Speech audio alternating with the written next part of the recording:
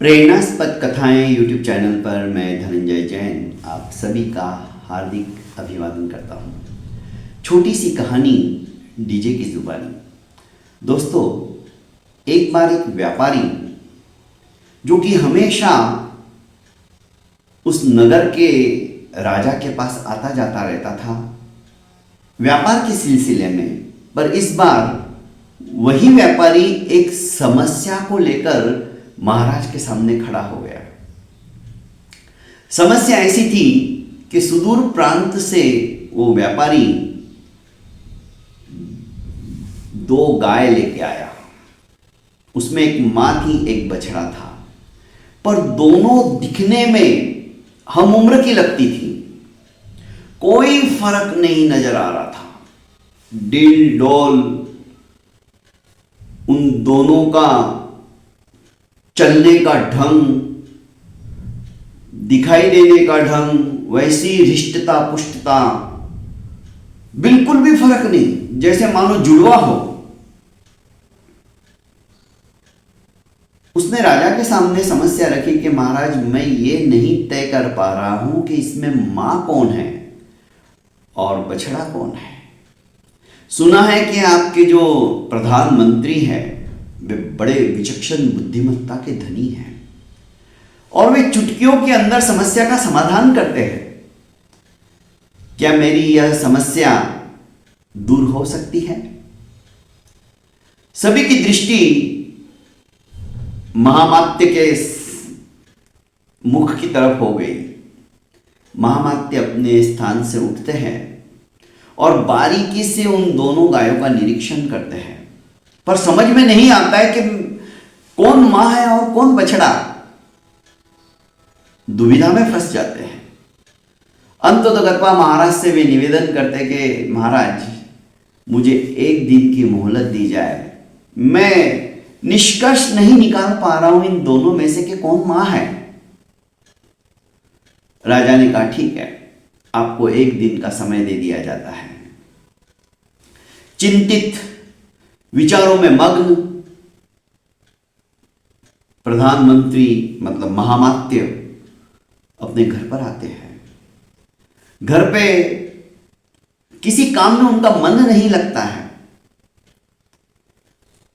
पत्नी देखती है और समझ जाती कि कुछ गहरी समस्या इनके मन मस्तिष्क के अंदर उद्भूत हो चुकी है और उसका निराकरण नहीं हो पा रहा, इसलिए ये उद्विग्न है, परेशान है।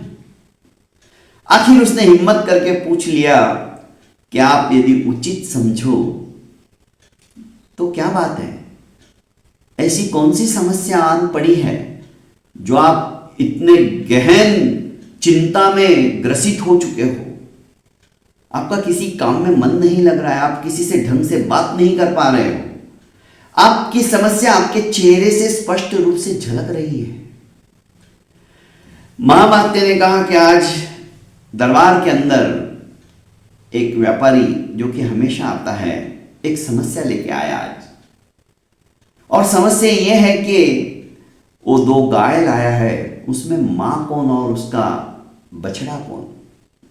मैं समझ नहीं पा रहा हूं क्योंकि दिखने में दोनों बिल्कुल एक जैसे हैं। निर्णय नहीं दे पा रहा हूं कि कौन मां है और कौन बछड़ा है। पत्नी ने कहा, बस इतनी सी बात, इस समस्या का समाधान तो मैं भी दे सकती हूं। महामात्य ने कहा, अच्छा तो चलिए कल मेरे साथ आप और इस समस्या को सुलझा दीजिए। पत्नी ने कहा, बिल्कुल, मैं आपके साथ चलूंगी।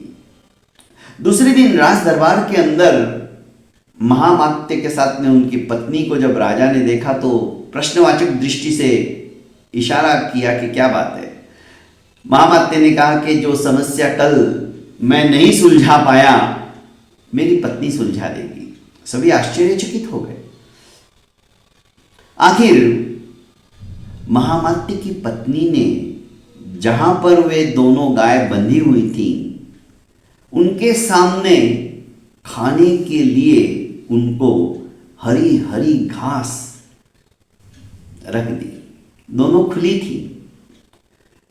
बछड़े ने तो फटाफट फटाफट फटाफट खाना चालू कर दिया, और जैसे ही उसके सामने वाली घास खत्म हो गई तो वो दूसरी गाय के पास में से जो घास पड़ी थी उसमें खाने लगी।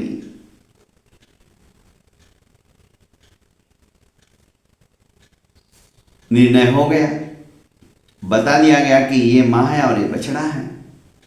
सब आश्चर्यचकित हो गए, कैसे? तब महामात्य की पत्नी ने कहा